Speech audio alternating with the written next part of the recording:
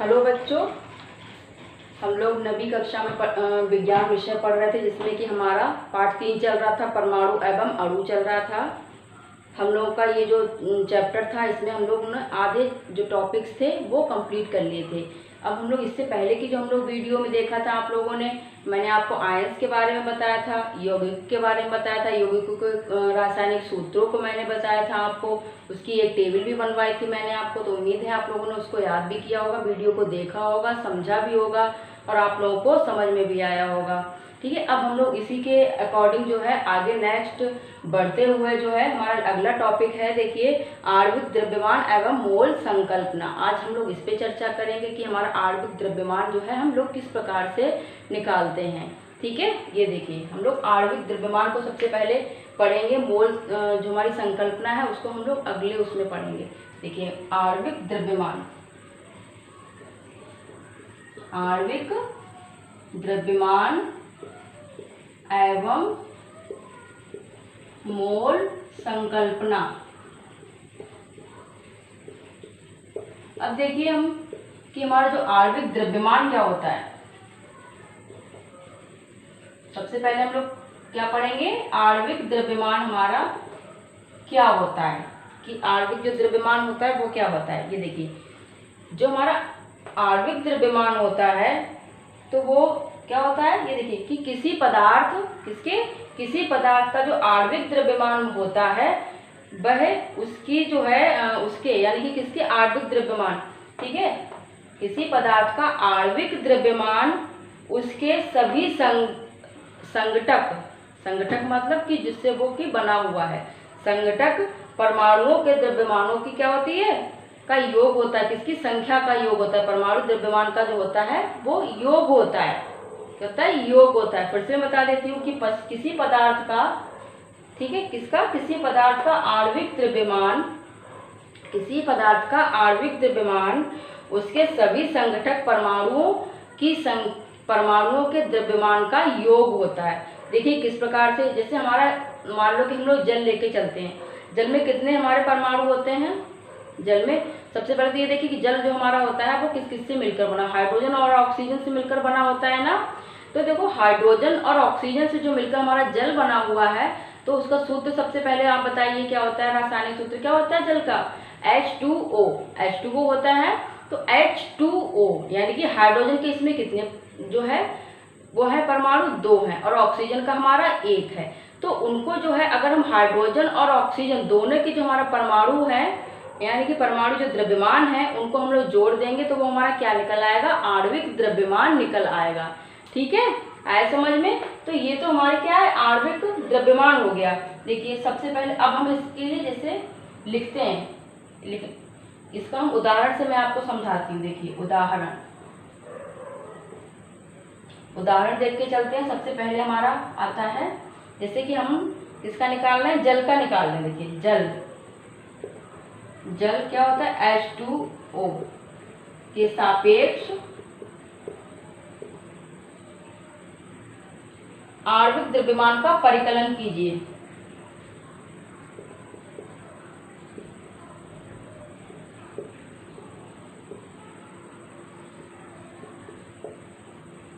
ये हमारा जैसे कि उदाहरण है जिसमें कि हम लोगों को जल का क्या निकालना है, आणविक द्रव्यमान निकालना है। ठीक है, परिकलन मतलब कि उसकी जो है उसका हम लोगों को इसका आणविक द्रव्यमान निकालना है। ठीक, अब देखिए हमारा किसका निकालना है, हमें जल का। जल हमारा क्या होता है, इसका रासायनिक सूत्र H2O का आणविक द्रव्यमान बराबर, ये हमारा क्या है, हल है इसका। ये हमारा क्या है, ये प्रश्न है। ठीक है, जिसमें कि हम लोग जल यानी कि H2O का आणविक द्रव्यमान निकाल रहे हैं। अब हम इसका हल देखेंगे। देखिए जल का आणविक द्रव्यमान बराबर, देखिए सबसे पहले तो हमारा देखिए ये देखते हैं इसमें कितने तत्व हैं। देखिए हाइड्रोजन है और ऑक्सीजन है, तो सबसे पहले हम हाइड्रोजन का देखते हैं। देखिए हाइड्रोजन, ठीक है, का परमाणु द्रव्यमान कितना होता है, 1, और आप लोग जानते हैं कि जो मैंने आपको पहले ही बताया था कि जो परमाणु द्रव्यमान होता है उसकी इकाई क्या होती है, यू। स्मॉल यू से हम लोग यानी कि यूनिफाइड मास, ठीक है, स्मॉल यू से हम लोग उसको प्रदर्शित करते हैं यानी कि दर्शाते हैं। तो हमारा हाइड्रोजन का परमाणु द्रव्यमान कितना है, हाइड्रोजन का 1 होता है ना, तो 1 यू हम लोग लिखेंगे, ठीक है। और फिर हम लोग किसका, हमारे पास दूसरा कौन सा है, ऑक्सीजन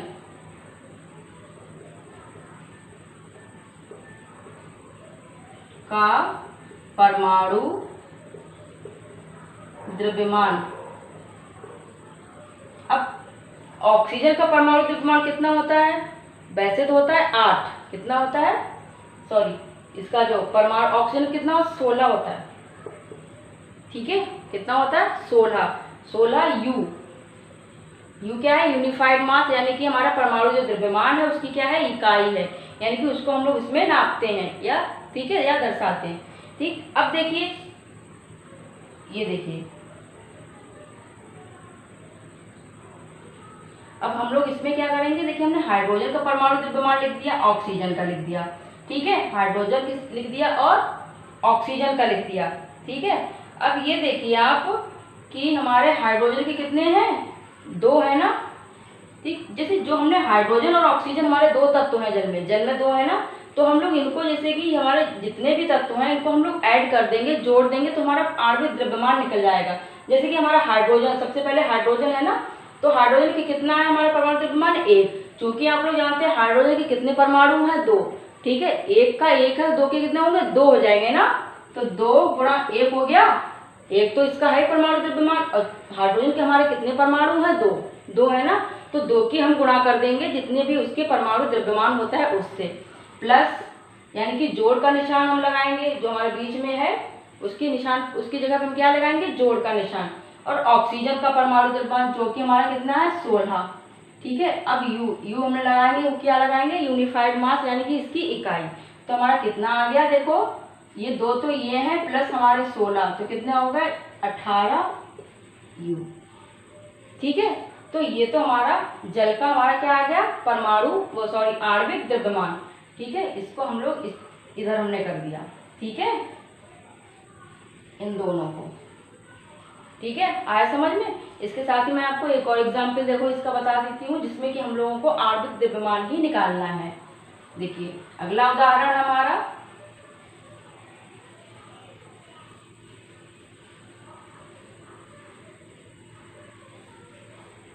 अब हम लोग आणविक द्रव्यमान किसका निकालेंगे, ये देखिए, अब हम लोग निकालेंगे नाइट्रिक अम्ल का। अगला हमारा नाइट्रिक अम्ल, नाइट्रिक अम्ल क्या होता है, HNO3 का क्या निकालेंगे, आणविक द्रव्यमान,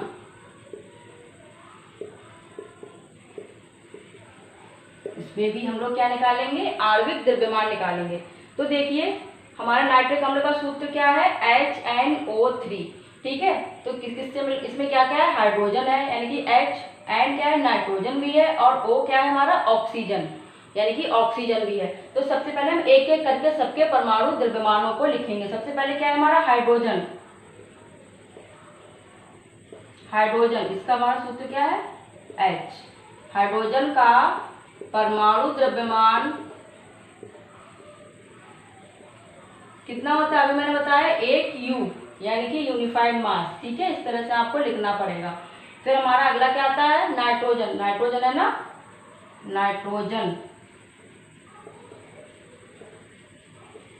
N का परमाणु द्रव्यमान, नाइट्रोजन का कितना होगा 14 यू, ठीक है। फिर अगला हमारा क्या है, ऑक्सीजन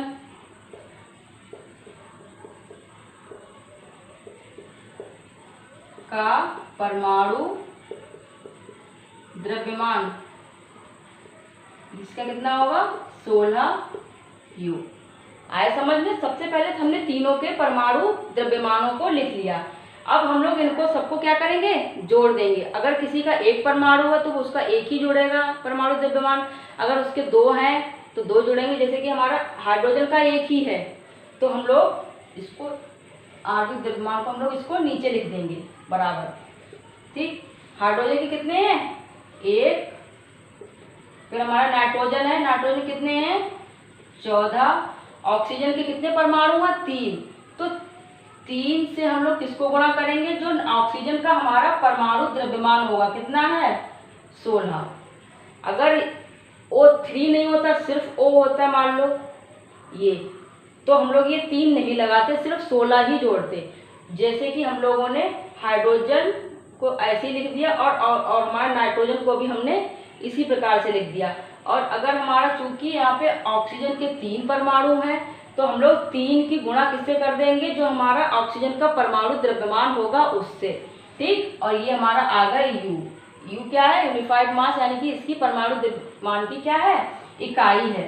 ठीक है, अब हम लोग इसको जोड़ेंगे, ये तो हमने 14 और 1 15 हो गए हमारे, प्लस 16 और 3 की हम लोग क्या करेंगे गुणा करेंगे, क्या करेंगे गुणा करेंगे। तो हमारे क्या कितना आता है 16 एकम 16, 16 दूनी 32, 16 तियां 48। ठीक है 48।